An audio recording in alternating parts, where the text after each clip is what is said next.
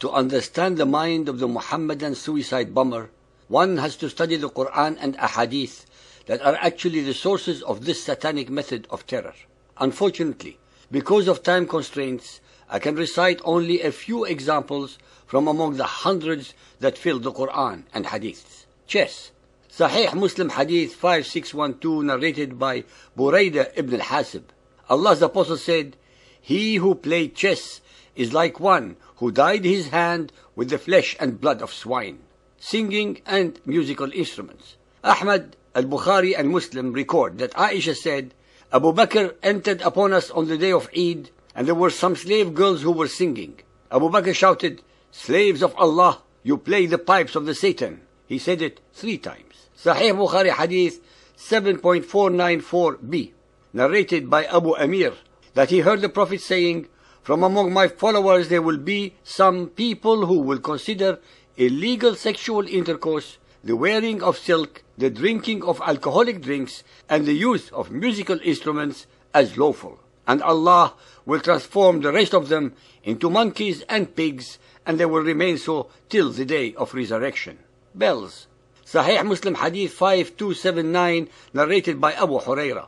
Allah's Messenger said, "The bell is the musical instrument of the Satan." Sahih al-Bukhari Hadith 4.438, narrated by Aisha. Al-Harith bin Hisham asked the Prophet, "How does the divine inspiration come to you?" He replied, "In all these ways. The angel sometimes comes to me with a voice which resembles the sound of a ringing bell. And when this state abandons me, I remember what the angel has said, and this type of divine inspiration is the hardest one on me. And the angel sometimes comes to me in the shape of a man and talks to me, and I understand and remember what he says.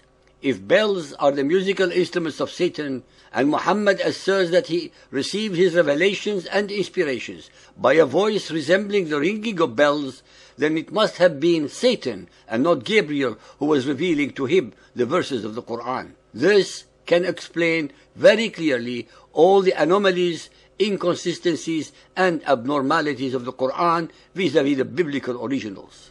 Wine and intoxicants. Al-Baqarah 2.219. They asked thee concerning wine, khamr, and gambling, maisir. Say, in them is great sin and some benefit for men, but the sin is greater than the benefit. Al-Ma'idah 5.90. O ye who believe, intoxicants and gamblings are an abomination of Satan's handiwork. Eschew such abomination that you may prosper. Sahih Bukhari 7.481, narrated by Ibn Umar.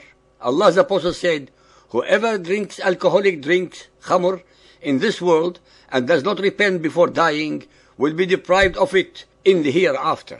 Muhammad makes it very clear that the subject of wine, khamr, that he is referring to is the same on earth as it is in the hereafter. Hence, it has to be the exact same intoxicating wine, especially since he did not specify that it is not. Gambling. Al-Ma'idah 5.90. O ye who believe, intoxicants and gamblings are an abomination of Satan's handiwork. Sunan Abu Dawood 2573, narrated by Abu Huraira. The Prophet said, "If one enters a horse with 2 others, when he is not certain that it cannot be beaten, it is not gambling. But when one enters a horse with 2 others, when he is certain it cannot be beaten, it is gambling." Gold. Al-Hajj 22:23. Allah will admit those who believe and work righteous deeds to gardens beneath which rivers flow. They shall be adorned therein with bracelets of gold and pearls, and their garments there will be of silk. Sahih al-Bukhari Hadith 7.728, narrated by Hudayfa. The Prophet forbade us to drink out of gold and silver vessels or eat in it, and also forbade us the wearing of silk or sitting on it. Sahih Muslim Hadith 5176, narrated by Ali ibn Abu Talib. Allah's Messenger forbade wearing of silk and yellow clothes and the gold ring. Sunan Abu Dawood 4224, narrated by Abu Huraira. The Prophet said, "If anyone wants to put a ring of fire on one he loves, let him put a gold ring on him. If anyone wants to put a necklace of fire on the one he loves, let him put a gold necklace on him. And if anyone wants to put a bracelet of fire on the one he loves, let him put a gold bracelet on him. Keep to silver and amuse yourselves with it." Silk. Al-Kahf 18.31. For them will be gardens of eternity, beneath them rivers will flow. They will be adorned therein with bracelets of gold, and they will wear green garments of fine silk and heavy brocade. Sahih al-Bukhari Hadith 7.722, narrated by Ibn Abi Layla. Allah's Apostle said, gold, silver, silk, and dibaj, a kind of silk, are for them, unbelievers, in this world, and for you Muslims in the hereafter. Al-Tirmidhi Hadith 4404, narrated by Uqba bin Amir. Allah's Messenger used to restrain people who adorn themselves and wore silk, saying, if you want the adornment and silk of paradise, do not wear them in this world. Poetry and poets. Al-Anbiya 21.5. Nay, they say, medleys of dreams. Nay, he is but a poet. Let him then bring us a sign like the ones that were sent to prophets of old. Al-Saffat 37.36. And say, what? Shall we give up our gods for the sake of a poet possessed? Sahih al-Bukhari Hadith 8.176, narrated by Abu Huraira. Allah's Apostle said, it is better for any one of you that the inside of his body be filled with pus, which may consume his body, than it be filled with poetry. Pictures and paintings. Sahih al-Bukhari Hadith 7.834, narrated by Muslim. I heard Abdullah saying that he heard the Prophet saying, the people who will receive the severest punishment from Allah will be the picture makers. Sunan of Abu Dawud Hadith 227, narrated by Ali bin Abu Talib.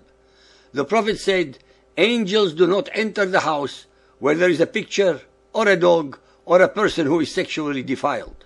The listener should not by now be surprised at all for such behavior, having heard all the above prohibitions. Muhammad mandated these onerous and unwarranted prohibitions only while his followers are alive. All these prohibitions are not only lifted when they are dead, but his dead followers are promised even greater rewards than these that they could ever attain in life on this miserable earth. If one abides by all these prohibitions, the only purpose for the existence of the followers of Muhammad would be abject groveling to Allah and warmongering all of one's life. Can the reader imagine his or her own life conducted without singing or songs, poetry or poems, musical instruments, no symphonies, no orchestras, no operas, no dancing, no painting or pictures, hence no television, no cameras, no videos, no sculpture, hence no museums, wine and other intoxicants forbidden, gold and golden jewelry to adorn oneself prohibited, no more silk garments or gambling.